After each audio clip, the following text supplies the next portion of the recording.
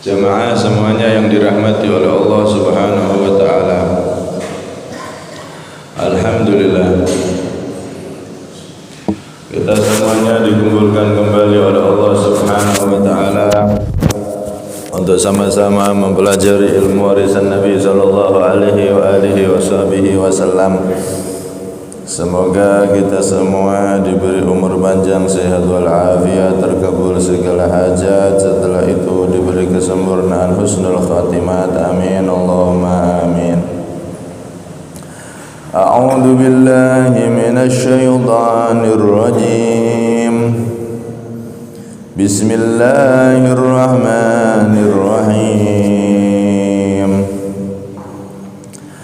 Fatalaqqa Adamu min rabbihi kalimatin fataba alaihi innahu huwat tawwabur rahim. Fatalaqqa, maka kemudian menerima Adamu, itu Nabi Adam, min rabbihi, dari Tuhannya Nabi Adam, yaitu Allah, kalimatin, kepada kalimat-kalimat.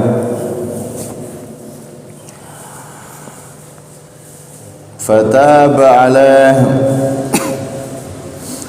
maka kemudian bertaubat itu Nabi, kemudian menerima taubat itu Rabbi, itu Allah, alaihi, atas Nabi Adam.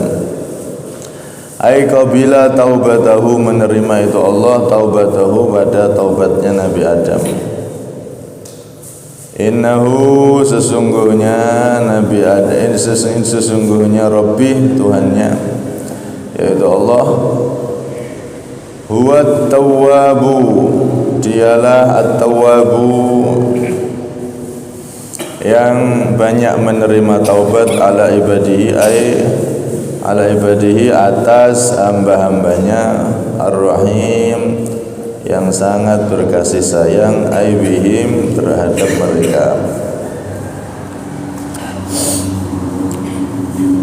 Hadirin yang dirahmati oleh Allah Subhanahu wa taala, setelah Nabi Adam alaihi salam beserta Siti Hawa memakan buah khuldi, dan sudah kita bahas kemarin, Nabi Adam saat itu lupa, saat itu tenggelam di dalam cinta kepada Allah Subhanahu wa taala, hingga beliau memakan syajaratul khuldi yang dilarang. Sudah kita bahas panjang lebar kemarin. Intinya saat Nabi Adam makan, sebetulnya bukanlah suatu dosa. Nah, setelah itu Allah Subhanahu wa taala menyuruh Nabi Adam dan Siti Hawa untuk turun ke bumi. Walaupun sebetulnya bukan dosa, tapi kalau dilihat dari derajat Nabi Adam yang begitu tinggi, kok lali, ya dianggap tanda kutip kesalahan. Hasanatul abrar sayyiatul muqarrabin. Ketika beliau sudah diturunkan ke bumi, maka Allah Subhanahu wa taala mengilhamkan kalimat-kalimat, yang mana dengan kalimat tersebut Nabi Adam bertaubat, memohon ampun kepada Allah Subhanahu wa taala, dan akhirnya diterima taubatnya oleh Allah Subhanahu wa taala. Di sini ada kalimat fatalaqqa. Talaqqa berarti menerima. Ada yang mengatakan maknanya ay ta'allama. Karena itu ilmu itu harus ta'allama, harus talaqqa. Ilmu itu harus belajar dari sumbernya atau menerima dari sumbernya, sebagaimana Nabi Adam talaqqa ay ta'allama, menerima dan belajar dari Allah Subhanahu wa taala.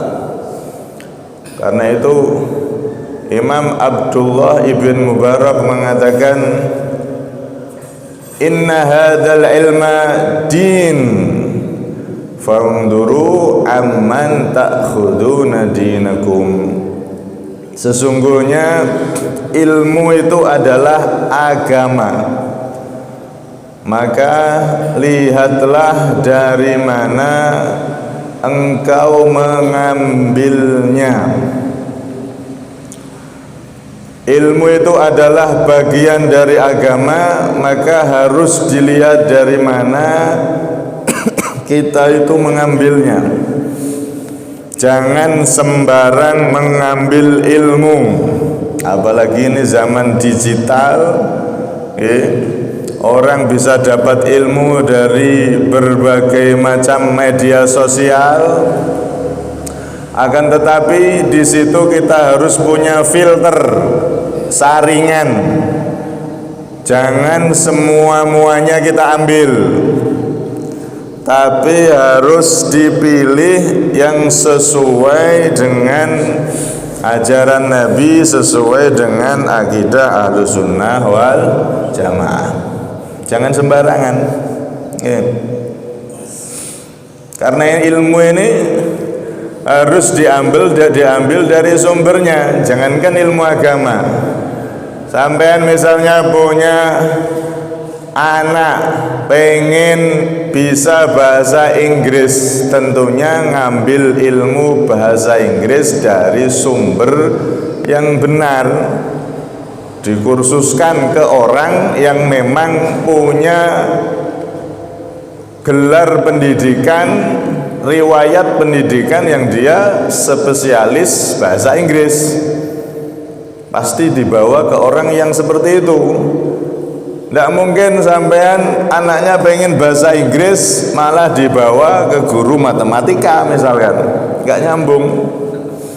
Apalagi dibawa ke guru karate misalnya, ya nggak nyambung.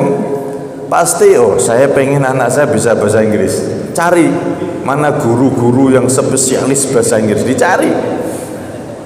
Kalau udah ketemu bener ini orang ahli bahasa Inggris, baru dimasukkan anaknya kursus, bayar berapapun ditebus.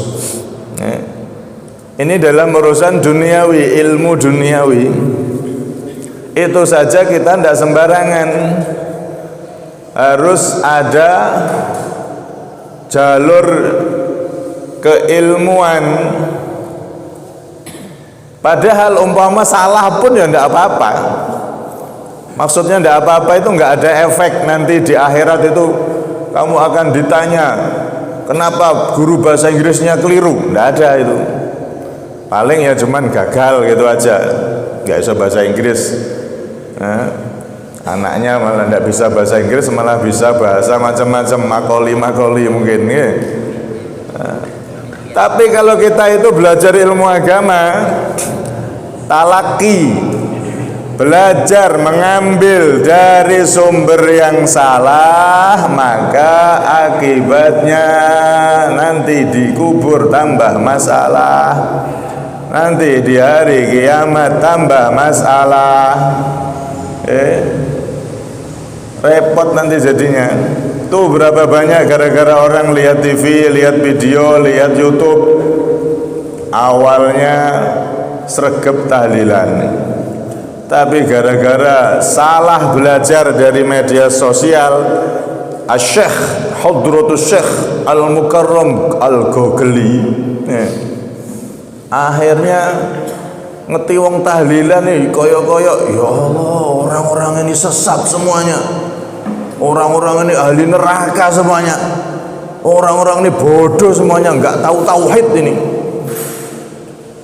Setelah belajar malah memandang kaum muslimin yang lainnya rendah, seakan-akan pintu surga kuncinya sudah dia pegang. Salah semua itu. yang benar guru saya Syekhul Google, yang benar guru saya itu tauhidnya murni, ajaran Islamnya murni, enggak ditambah-tambahi. Nah, awalnya ahli tahlil, ahli manakib, ahli maulid, ahli silaturahmi ke rumah satu, rumah lainnya dengan yasinan dan lain-lain, gara-gara ngambil ilmu dari sumber yang enggak jelas, dia tersesat semakin jauh tanpa dia sadari. Naudzubillah min dzalik. Karena itu al-isnadu minad din, mengambil ilmu dari guru ke guru yang punya sambungan, itu termasuk bagian penting dari agama. Dan ini termasuk min khususiyati hadhil ummah, termasuk keistimewaan khususiyah umatnya baginda Nabi Muhammad SAW adalah pengambilan ilmunya itu dari sanad guru ke guru hingga Rasulullah Sallallahu Alaihi Wasallam. Islam itu sandarannya adalah guru atau ulama. Al ulama umana'ur rasul, al ulama umana'ur rusul. Para ulama itu adalah pemegang amanatnya para rasul. Merekalah yang menjadi keran sumber ilmu, yang mana sumber utamanya adalah dari baginda Nabi Muhammad SAW.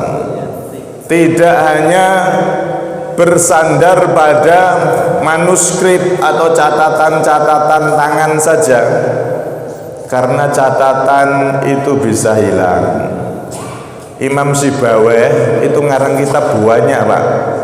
Tapi sekarang cari satu saja kitabnya Imam Sibaweh tidak ditemukan. Beliau pakar ilmu nahwu. Pakar ilmu nahwu. Kalau sudah pendapatnya Imam Sibaweh dalam ilmu nahwu, wes semuanya angkat tangan ikut. Beliau ngarang kitab banyak sebetulnya dalam manakibnya itu, tapi sekarang nggak ada satupun kitabnya yang ada, hilang semua. Ada riwayat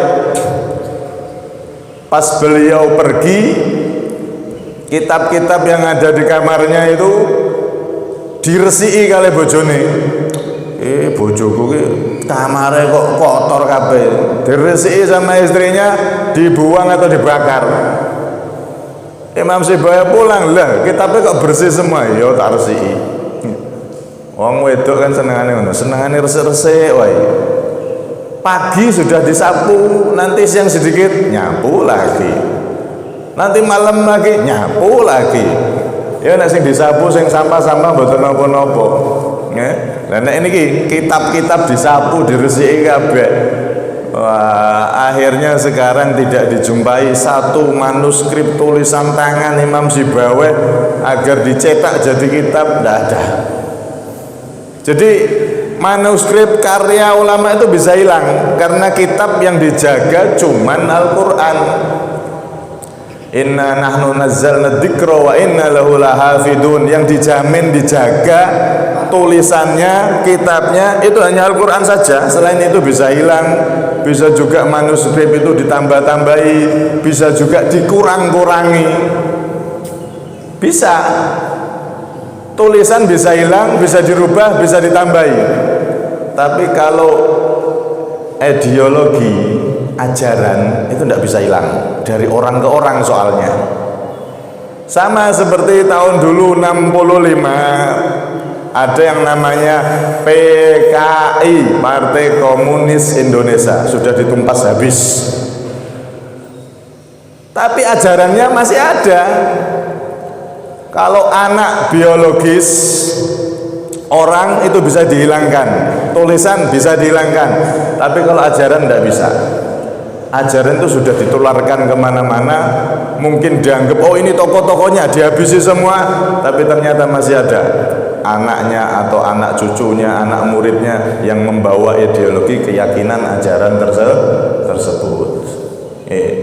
Karena itu inti dari sumber agama Islam adalah Al-Quran dan hadis, yang mana Al-Quran dan hadis ini nggak mungkin langsung kita dengar dari Nabi karena memang kita jauh dari Nabi, akan tetapi tangga saluran untuk sampai ke Rasulullah adalah melalui mereka, orang-orang yang soleh, para ulama yang mengambil ilmunya terus ke atas hingga baginda Rasulullah SAW, ditambah kitab-kitab warisan ulama yang masih tersisa, yang masih ada. Sebetulnya yang lain yang hilang kitab para ulama itu jauh lebih banyak daripada kitab-kitab ulama yang sekarang masih ada. Nah, ini fatalaqqa Adamu mir rabbih kalimat. Nabi Adam langsung menerima, mempelajari kalimat-kalimat ilmu, diilhamkan langsung dari sumbernya, yaitu Allah Subhanahu wa ta'ala. Kita kalau pengen dapat ilmu yang benar, nyambung ke Allah, ilmunya Allah, ya harus melalui para nabi, para rasul. Dan kita nggak akan pernah bisa sampai para nabi kecuali harus melalui para sahabatnya. Kita tidak akan pernah sampai ke para sahabat kecuali melalui para a'immah, para imam, Imam Syafi'i dan seterusnya.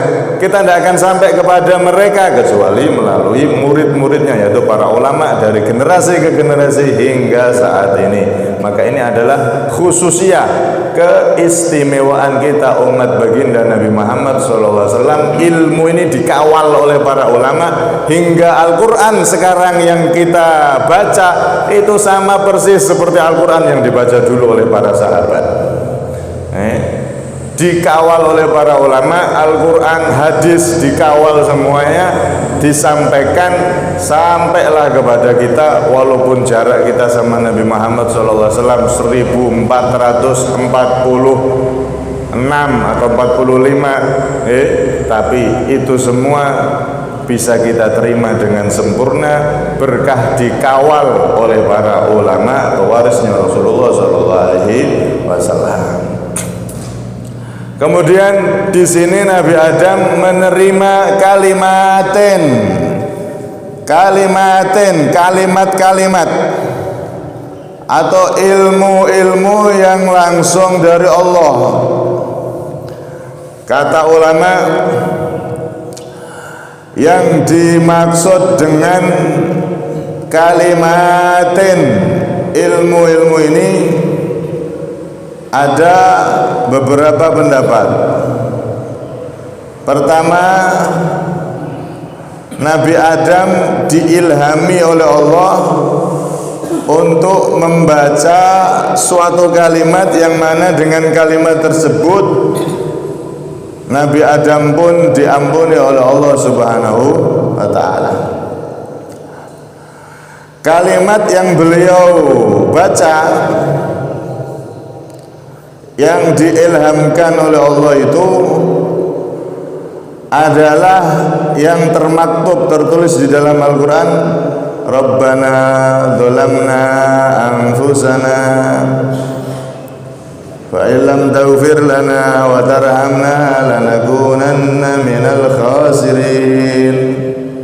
Rabbana, wahai Tuhanku, dzalamna, wahai Tuhan kami, dolamna, kami menganiaya, mendolimi, anfusana, diri-diri kami, dengan kami melakukan dosa, kesalahan, maksiat. Ya Allah, kami banyak dolim terhadap diri kami sendiri. Ya Allah, kami banyak salah. Ya Allah, wa illam taghfir lana, dan jika Engkau tidak mengampuni kami, ya Allah, wa tarhamna, dan Engkau tidak merahmati kami, ya Allah, lanakunanna minal khasirin, maka pasti kami akan termasuk menjadi orang-orang yang rugi, orang-orang yang sungguh-sungguh rugi. Ini doa, kalimat yang diilhamkan oleh Allah kepada Nabi Adam alaihissalam. Beliau membaca doa ini minta ampunan sama Allah, bertaubat kepada Allah dalam keadaan menyesal, bersedih dan menangis. Bahkan kemarin sudah kita terangkan bagaimana Nabi Adam 300 tahun merunduk, menangis, menyesali perbuatannya. Karena itu kalau kita banyak dosa, kita bertaubat sama Allah, baca kalimat ini, Rabbana dhalamna anfusana wa illam taghfir lana wa tarhamna lanakunanna minal khasirin. Kita minta ampunan, minta rahmat di situ. Diperbanyak baca kalimat ini, maka insya Allah pasti akan diampuni oleh Allah Subhanahu wa ta'ala. Karena ini adalah kalimat doa yang diberikan oleh Allah, diilhamkan oleh Allah kepada Nabi Adam saat pengen tobat, pengen diampuni oleh Allah Subhanahu wa ta'ala. Ini pendapat yang pertama. Kemudian ada pendapat yang kedua, selain beliau baca itu, maka Nabi Adam alaihissalam juga bertawasul alias meminta ampunan kepada Allah melalui makhluknya yang paling mulia, yang tak lain adalah baginda Nabi Muhammad SAW. Ini sebagaimana disebutkan oleh Imam Al-Qurtubi. Jadi ceritanya Nabi Adam alaihissalam saat itu minta ampun kepada Allah agar kesalahannya diampuni. Beliau berdoa, ya Rabbi, wahai Tuhanku, as'aluka, aku memohon, meminta kepada Engkau, bihaqi Muhammadin, dengan berkahnya Nabi Muhammad sallallahu alaihi wasallam, lama ghafartali, hendaknya Engkau benar-benar mengampuni aku ya Allah. Maka saat itu Allah Subhanahu wa taala menjawab, ya Adam, wahai Nabi Adam, wa kaifa arafta Muhammadan wa lam akhluquhu. Wahai Adam, bagaimana engkau bisa tahu Muhammad, kekasihku Muhammad, padahal aku belum menciptakan dia menjadi manusia. Maka Nabi Adam saat itu menjawab, ya Rabbi, lamma khalaqtani biyadik wa nafakhta fiyya min ruhik, rafa'tu ra'si fara'aitu ala qawaimil arsy maktuban la ilaha illallah Muhammadur Rasulullah, fa'alimtu annaka lam tudif ila ismika illa ahabbal khalqi ilaik. Wahai Allah, tatkala engkau menciptakan aku dan engkau masukkan ruh, engkau tiupkan ruh kepada diriku, aku pun jadi makhluk hidup. Dan saat itu aku melihat ke atas, ke arsy, di tiang-tiang arsy ada tulisan la ilaha illallah, tiada Tuhan yang hak disembah kecuali Allah, dan di sebelahnya ada tulisan Muhammadur Rasulullah, Muhammad adalah utusan Allah. Maka aku tahu berarti Muhammad ini adalah makhluk yang paling engkau cintai. Maka aku pun bertawasul, memohon ampunan dengan menyebut namanya. Maka saat itu Allah menjawab, ya Adam, innahu la'ahabbul khalqi ilayya. Wahai Adam, benar, sesungguhnya memang dialah makhluk yang paling aku cintai.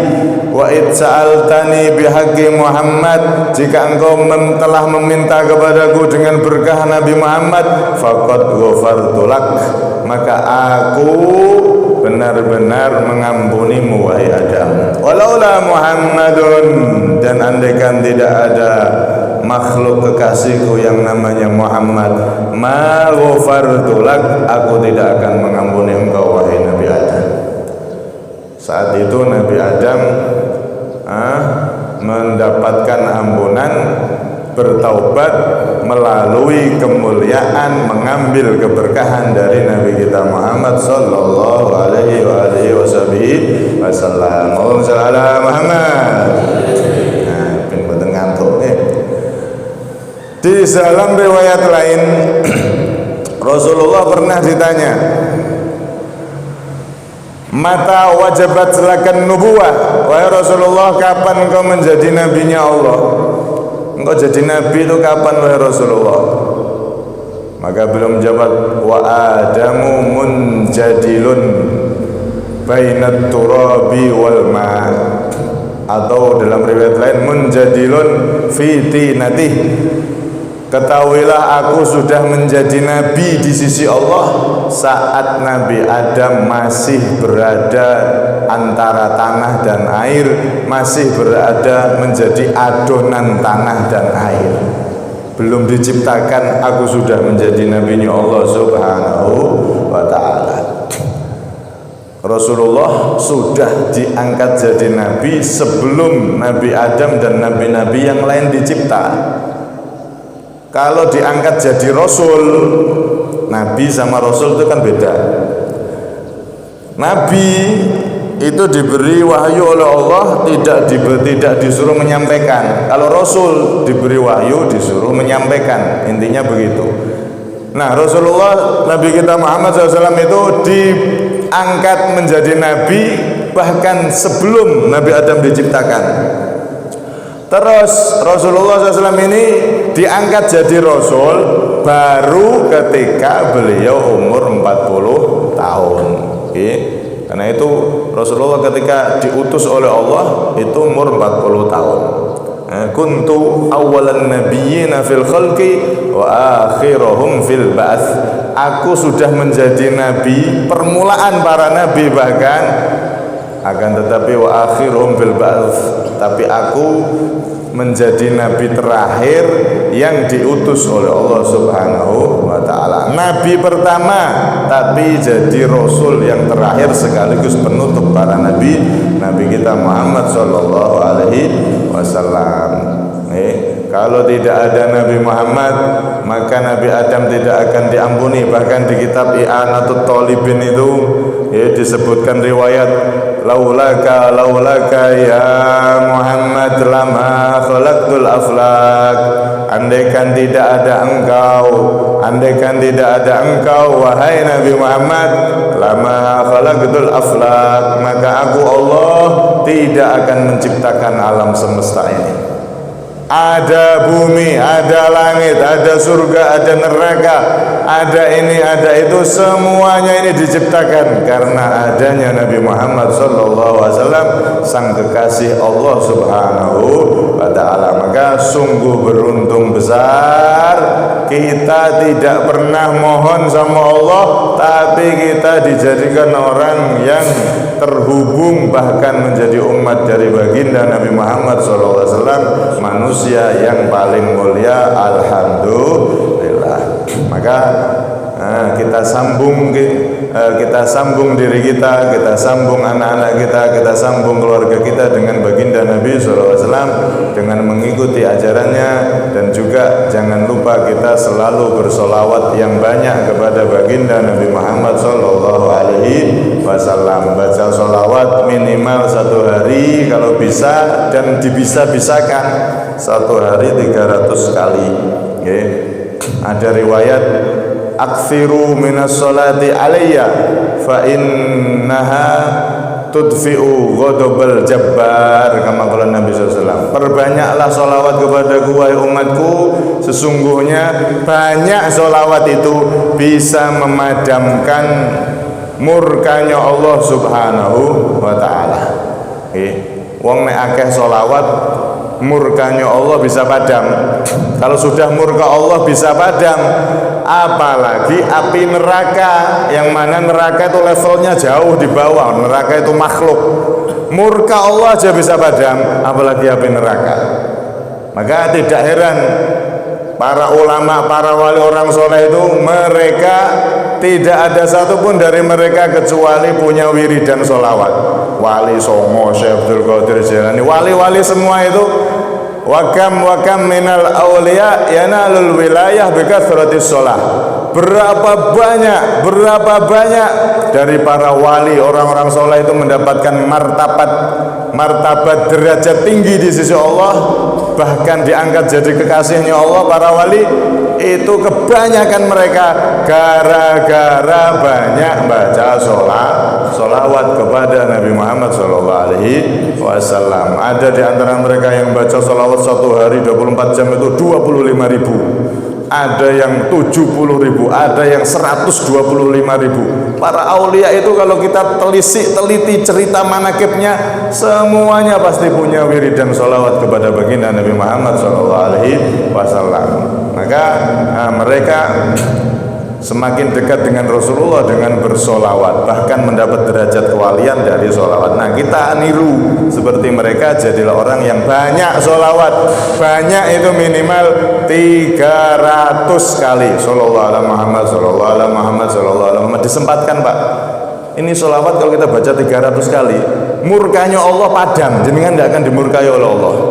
Ya, tapi ya tetap yang wajib-wajib dijaga, ojo salah paham. Nah, sholawat tok wis rasa salat, rasa lapo-lapo. Oh, ini namanya gagal paham, repot ya. Kita kewajiban kita sholat itu kadang kalau kita teliti itu kan banyak kurangnya. Kalau kita andalkan untuk masuk surga, wis mbok gak arti, wong khusyuk ya gak khusyuk, wis macam-macam terpaksa dan lain-lain. Nah, harus kita punya punya amalan rahasia antara kita sama Allah.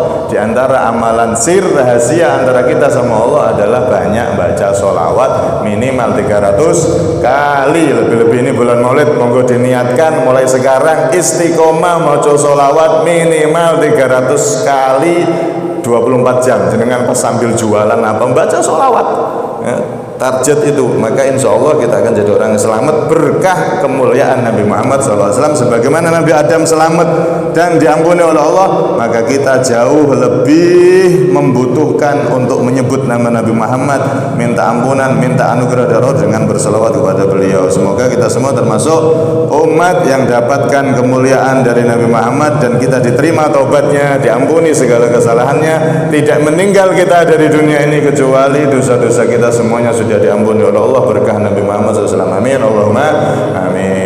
Terakhir, kesimpulan pertama, ilmu itu harus dari sumber yang benar, para ulama pewaris Rasulullah. Nomor dua, manusia paling mulia yang mana kalau kita ingin bertobat minta ampun sama Allah menyebut namanya ialah Nabi kita Muhammad SAW. Kemuliaannya mengalahkan semua para nabi, bahkan Nabi Adam. Kemudian yang ketiga, perbanyak sholawat minimal 300 kali tiap hari, maka insya Allah kita jadi orang yang diterima oleh Allah selamat dunia sampai akhirat. Amin, Allahumma amin. Kurang lebihnya minta maaf. Hada minni wal afwa minkum.